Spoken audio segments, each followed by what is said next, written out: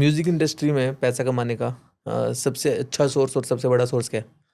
अगर ब्रांड बन जाता है तो लाइव शोज हैं, अगर ब्रांड नहीं बनता है तो there are different aspects, jingles हो गए, वेब सीरीज राइटिंग हो गई, बॉलीवुड मूवीज राइटिंग हो गई। और अगर आपको बहुत ही डेस्परेशन है कि पैसा है ही नहीं तो हाँ। आप गोस्ट राइटिंग भी कर सकते हो।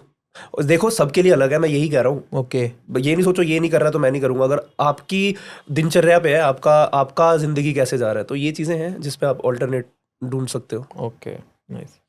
रॉयल्टीज कैसे काम करती है म्यूजिक इंडस्ट्री में? बहुत अच्छी करती है। मैं तो किसी से भी मिलता हूँ मैं उनको ज़रूर बताता हूँ, क्योंकि मुझे भी किसी ने बताया था। एक लॉयर्स हैं जो आपके लिए काम करते हैं, IPRS है, इंडियन पेनल राइट रॉयल, ये मैं बाद में बता दूंगा, Indian performance right society.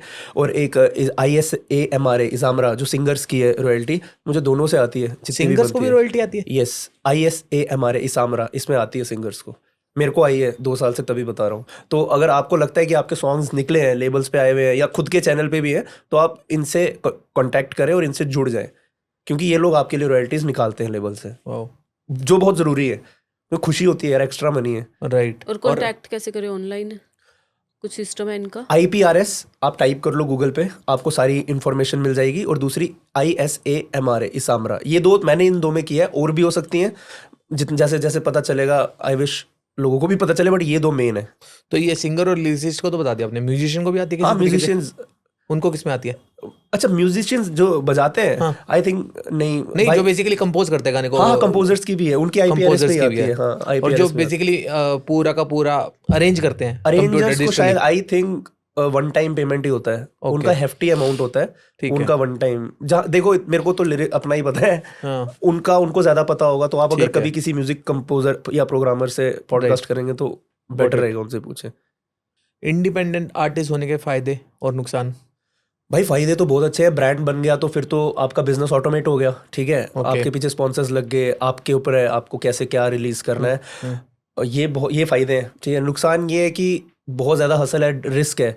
Risk क्यों है? क्योंकि अगर आप इंडिपेंडेंटली ब्रांड नहीं बन पाए और आपने नेटवर्किंग भी नहीं किया ग्राउंड में, तो फिर क्या करोगे?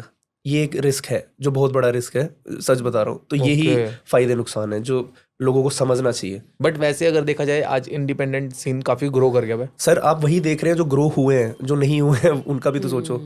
मतलब हम 10 लोगों को देख रहे हैं जो इंडिपेंडेंटली ग्रो हुए हैं, हाँ। बाकियों ने भी तो कोशिश की होगी। ये नुकसान आप जो भी बोल लो, बट हाँ वही ये नुकसान है। अब आप मेरी भी बात कर लो, बॉलीवुड के भी फायदे नुकसान है।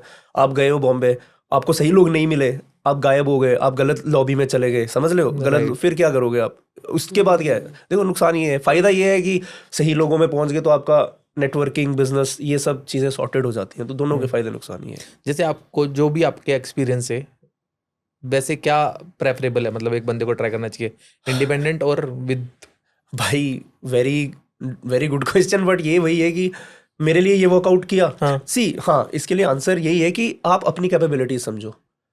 अगर आप लोगों के अंदर एक टीम बनाने की कैपेबिलिटी है, आपको पता है, आपके अंदर वो कॉन्फिडेंस है कि आप मैनेज कर पाओगे, तो आप इंडिपेंडेंट करो।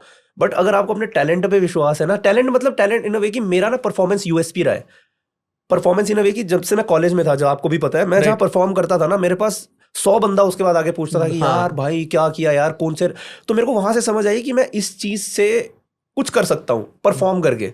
तो मेरा वही फिर USP रहा। मैं बॉम्बे गया, परफॉर्म कर करके ही काम निकाला। बट कुछ लोग होते हैं जो बहुत स्ट्रीट स्मार्ट होते हैं, जो वीडियोस जुगाड़ पे बना लेते हैं, जो आप समझ रहे हो, जो अपने नेबर्स के हिसाब से गाना बना लेते हैं, उनके मोहल्ले में उनके गाने चल जाते हैं, आप समझ रहे हो। तो वो लोग इंडिपेंडेंट करें ना यार, व्हाई नॉट। वो बेसिकली पहले अपने आप को समझो, आइडेंटिफाई करो कि आपके लिए क्या सही है, फिर उस हिसाब से आप अपनी जर्नी स्टार्ट करो। और ये इसमें ये भी ऐड करूंगा कि जर्नी स्टार्ट करो, फिर तुम खुद को आइडेंटिफाई कर लोगे automatically. So it works both ways.